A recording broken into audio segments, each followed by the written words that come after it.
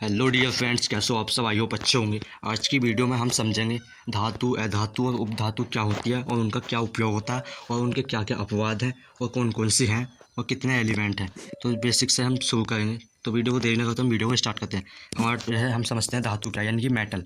धातु वे तत्व होते हैं, यानी कि होता क्या है, हमारी जो आवर्त सारणी है या जो हमारा ये पूरा ब्रह्मांड है, इसमें 118 तत्व यानी 118 एलिमेंट होते हैं। ठीक, तत्व जो तत्व जो है कुछ धातुओं में बटे हुए हैं, कुछ उपधातुओं में और कुछ अधातुओं में। ठीक, धातु वे होते हैं, धातु वाले जो तत्व होते हैं वे होते हैं जो सामान्यतः चमकीले होते हैं तथा ऊष्मा और विद्युत के अच्छे चालक होते हैं। यानी कि उसमें जो है ऊष्मा और विद्युत यानी कि करंट फ्लो हो सकता है। ठीक, विद्युत के अच्छे चालक होते हैं, उन्हें क्या बोलते हैं? धातु बोलते हैं। मुख्य गुण क्या क्या होते हैं उनमें? एक तो वे चमकदार होते हैं, उनमें अच्छे चालक होते हैं।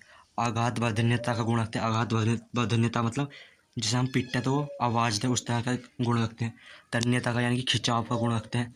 सामान्यतः यह कठोर होते हैं। ठीक, इनकी जो संख्या है वो है 91, यानी कि 91 धातुएं हैं 118 तत्वों में से। उसके बाद हम बात करें धातुओं के कुछ उदाहरण है, कुछ अपवाद है। जैसे लोहा एक धातु है, ठीक, तांबा भी एक धातु है, एल्यूमिनियम भी एक धातु है, सोना भी एक धातु है, ये भी चमकती है। ठीक, चांदी भी एक धातु है और सोडियम भी एक धातु है। ये धातु है। ठीक, महत्वपूर्ण बात यह है, इसमें अपवाद क्या है? जैसे पारा Hg जो कमरे के तापमान पर द्रव यानी कि धातु के रूप में आ जाता है, यानी जो द्रव धातु होती द्रव के रूप में हो जाता। जबकि हमने कहा था ये कठोर होता, लेकिन यहाँ जो है पारा जो होता है ये जो है कमरे का टेम्परेचर जितना होता 20 से 22 डिग्री टेम्परेचर, उस पर ही जो है द्रव रूप में आ जाता। तो इसलिए जो है अपवाद हो गया। सबसे अच्छा जो विद्युत का चालक वो है चांदी, सबसे अधिक करंट फ्लो होता। तो इसलिए धातु का पूछिए सबसे अधिक जिसमें करंट फ्लो हो तो वो है चांदी। उसके बाद हम वो समझते हैं कुछ, जैसे धातु तो हमने समझ लिया, आप समझते हैं अधातु होती है। अधातु वे तत्व जिनमें सामान्यतः धातुओं के विपरीत गुण पाए जाते हैं। जो धातुओं के विपरीत यानी कि ये धातु थी कठोर तो ये द्रव रूप में होंगे। ठीक, वो जो है तन्यता का गुण रख लेते तो ये तन्यता का गुण नहीं रखने के इस तरीके है मुख्य गुण। ये चमकहीन होते हैं, इनमें चमक नहीं होती। ये विद्युत के खराब चालक है, इनमें करंट फ्लो नहीं होता। ठोस अधातु भंगुर यानी कि ये ठोस तो कम होते हैं, भंगुर यानी कि बिखरने वाले अधातु होते हैं, इनमें तन्यता का गुण नहीं होता, आघात वर्धनीयता का गुण नहीं होता। एग्जाम्पल जैसे ऑक्सीजन है, इसमें कोई तन्यता का गुण, ये ना खींच नहीं सकते ऑक्सीजन को, ना इसमें आवाज़ आने की यानी कि आघात वर्धनीयता भी नहीं है, ना इसमें करंट फ्लो होने का, ना ये चमकहीन होता। तो ऑक्सीजन हो गया, नाइट्रोजन हो गया, मुख्यतः इसमें गैस से आती है। ठीक, ऐसे कार्बन हो गया, सल्फर हो गया, फास्फोरस हो गया, क्लोरीन हो गया। अब बात करें इनकी जो संख्या है, इनकी संख्या है लगभग 17 से 18 होती है इनकी संख्या अधातुओं की। तो ये होगी अधातु। उसके बाद हम समझते हैं कुछ और है, जैसे अधातु तो हो गया। अधातु के अपवाद क्या है? ग्रेफाइट जो है एक अधातु है। ठीक, ये कार्बन का रूप ही है जो विद्युत का अच्छा चालक है, इसमें करंट फ्लो होता है, लेकिन ये अधातु है।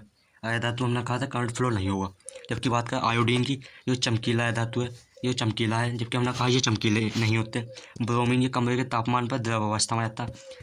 ठीक, ये भी एक अधातु है, ये भी अपवाद है। तो ये समझ लिया हमने।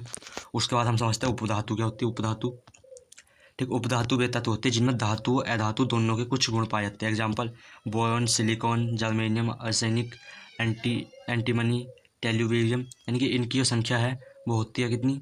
7 जना 8 होती है, 8 संख्या होती है इनकी। 8 ये हो गए और 91 वो हो गए, तो कितने हो गए? 99 और 118। तो 18 19 बचे कौन से? अधातु।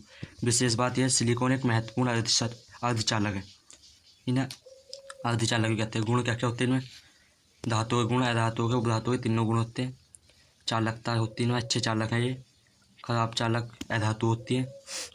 ठीक, अधातुओं के जो होते हैं अच्छे चालक होते हैं, जबकि मतलब धातु तो होती है अच्छे चालक, अधातु खराब चालक, उपधातु अर्धचालक बोलते हैं। तो आज की वीडियो में धातु अधातु और उपधातु को अच्छे समझा। तो वीडियो कैसी लगी? वीडियो अच्छी लगी तो वीडियो को लाइक और चैनल को सब्सक्राइब जरूर करें। मिलते हैं गाइस किसी और वीडियो में।